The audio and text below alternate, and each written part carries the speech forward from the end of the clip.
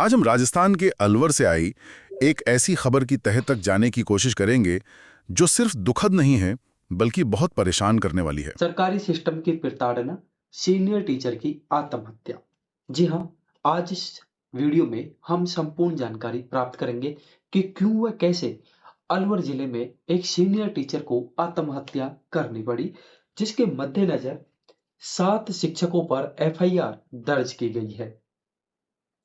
यह एफआईआर मृतक के पास 2000 शब्दों का एक सुसाइड नोट बरामद किया गया है, उसके आधार पर की गई है। घटनाक्रम क्या है, पूरी जानकारी और पूरे मामले की हम बात करते हैं। मृतक बड्डन लाल बलाई, जो कि अभी वर्तमान में 59 वर्ष के हैं, यह सीनियर टीचर हैं।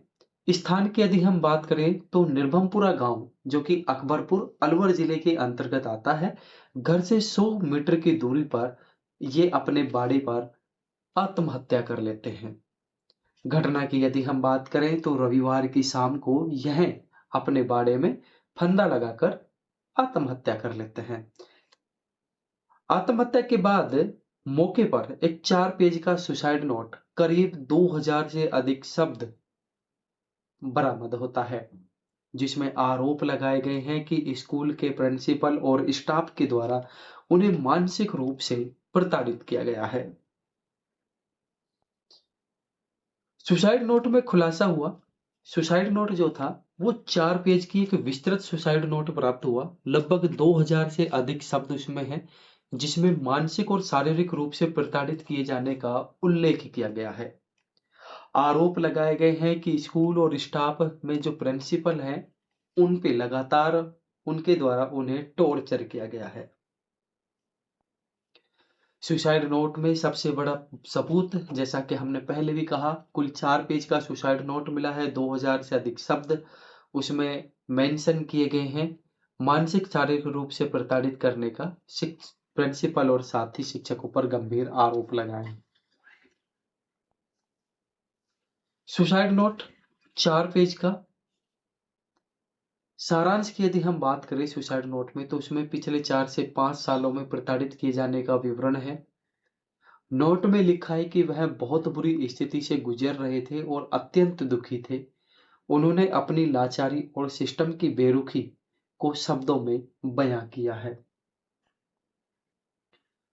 आरोप लगाए उन्होंने पक्षपात के बावजूद काम का असहनीय बोझ, कि उनके साथ विद्यालय में लगातार पक्षपात होता रहा, उसके बावजूद उन्हें काम का अतिरिक्त असहनीय बोझ उन पे दिया गया। उनके द्वारा निःशुल्क किताबें बांटना, वर्कबुक और लाइब्रेरी का चार्ज, कक्षा 1 से 12वीं तक का प्रभार और पीयू नोडल के तहत आने वाली 8 स्कूलों का एक्स्ट्रा काम उनको सौंपा गया था।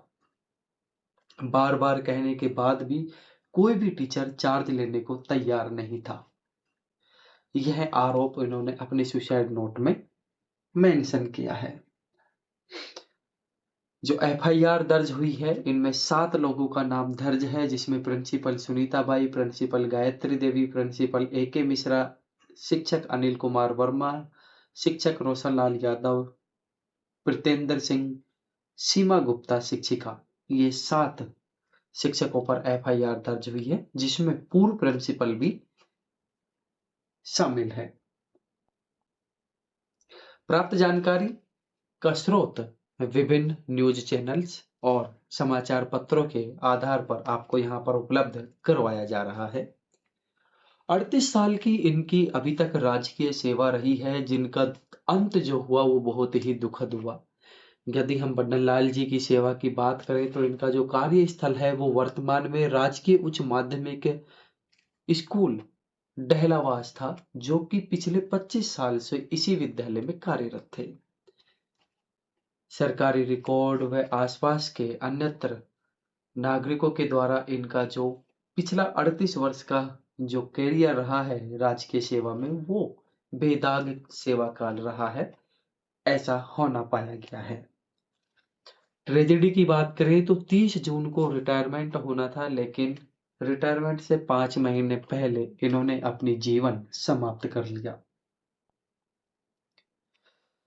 शरीर ने साथ छोड़ा, पर सिस्टम इनका साथ बिल्कुल नहीं छोड़ रहा था।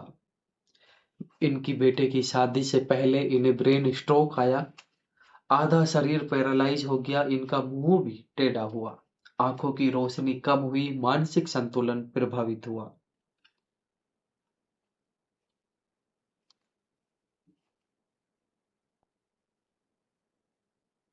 एक बीमार टीचर पर 8 स्कूलों का बोझ। जी हाँ, इनके पीओ के अंतर्गत 8 सरकारी स्कूल भी इनमें शामिल थी। जिनमें हम बात करें तो पीयू नोडल की जो 8 स्कूल हैं उनका कार्यभार इनको दिया गया था। कक्षा 1 से 12वीं तक का चार्ज इनको दिया गया। किताबों का वितरण हो, लाइब्रेरी हो, वर्कबुक का जिम्मा इनको दिया गया। इनके ये चार्ज लेने को कोई अन्य शिक्षक साथी तैयार नहीं थे। एक लाचारी का पहाड़, काम का पहाड़ जो है इनके ऊपर सौंपा गया था। सिस्टम की विफलता देखिए, इन्होंने कहा है कि निःशुल्क पाठ्य पुस्तक लाने के लिए इन्हें अपने पैसे से 20 चक्कर लगाए। इन्हें विद्यालय से प्रिंसिपल के द्वारा किसी प्रकार की आर्थिक सहायता नहीं दी गई। ये अपने निजी शुल्क से किताबें जो हैं वो लेकर के आए। बार बार गुहार इन्होंने लगाई, लेकिन फिर भी किसी ने चार्ज नहीं लिया।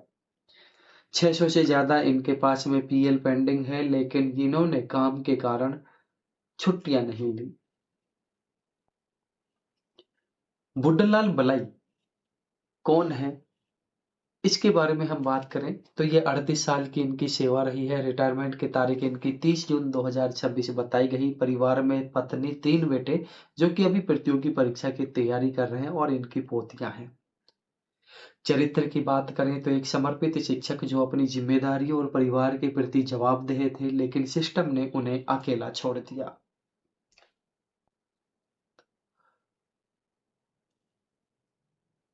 इन्होंने नोट में लिखा है कि इनके जो शिक्षक साथी थे वो उन्हें किस प्रकार से प्रताड़ित करते थे, किस प्रकार से डराते थे।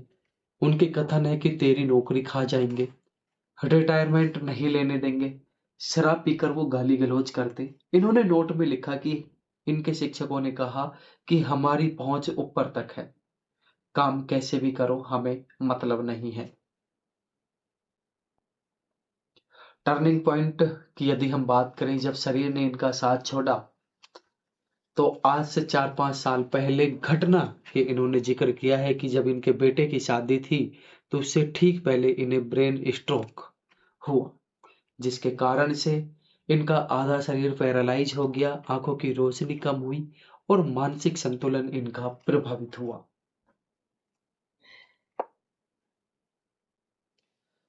चेतावनी यहाँ पे इनको मिली थी डॉक्टर पंकज शर्मा और डॉक्टर भावना शर्मा के द्वारा कि इनकी अगर ऐसी ही स्थिति रही मानसिक रूप से, तो इनकी जो नस है वो फट सकती है और इन्हें पागलपन भी हो सकता है। शादी में बेटा इनका दूल्हा बनकर रोता रहा, क्योंकि इन्हें होश ही नहीं था। और शादी के दिनों में ही इनके पैर ब्रेन स्ट्रोक हो जाने के कारण बारात में इनको नहीं ले जाया गया। एक डॉक्टर की टीम इनके साथ इनके घर पर ही रही, इस कारण से ये बारात में भी नहीं जा सके। गुहार लगाई इन्होंने, जो कि अनसुनी रही। प्रिंसिपल सुनीता बाई ने कहा कि मैं तो ट्रांसफर लेकर के चली जाऊंगी। प्रिंसिपल गायत्री देवी ने कहा कि मैं प्रमोशन लेकर चली जाऊंगी।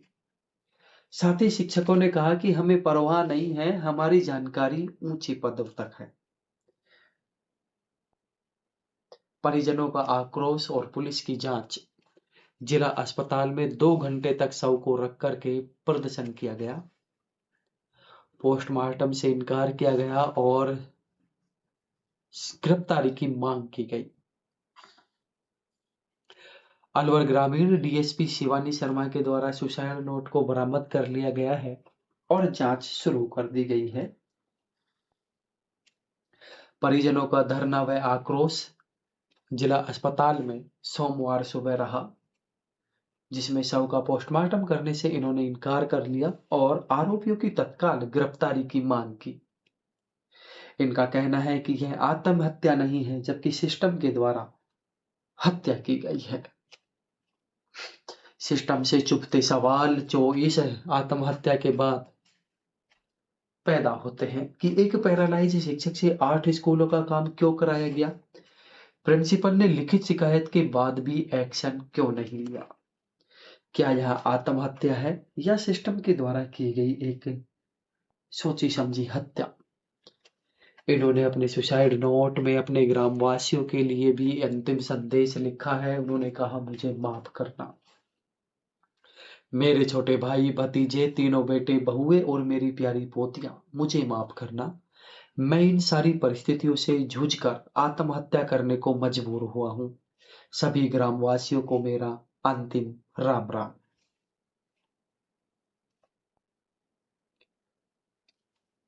क्या यह एक आत्महत्या है? यह घटना सरकारी स्कूल में टॉक्सिक वर्क कल्चर का आईना है। अभी वर्तमान में शिक्षकों को काफी ऑफलाइन और ऑनलाइन कार्य करने पड़ रहे हैं। क्या वहां पे कोई जवाबदेही है? किसी शिक्षक को किस अनुपात में कार्य बांटा जाता है? अंत में आपकी इस मामले पर क्या राय है, हमें कमेंट में अवश्य बताइए। यदि आप चैनल पर नए हैं तो चैनल को सब्सक्राइब कीजिए और अपने दोस्तों के पास में इस वीडियो को शेयर कीजिए। हम आपको बताना चाहेंगे कि इस वीडियो में बताई गई सभी न्यूज, खबरें और इमेज किसी न किसी न्यूज मीडिया से कवरेज की गई है। यदि इसमें किसी प्रकार की भ्रांति मिलती है तो हमें कमेंट अवश्य करें। हम उसमें जरूरी संशोधन कर अपडेट करेंगे। मिलते हैं एक और नई अपडेट के साथ में। तब तक के लिए जय हिंद, जय भारत।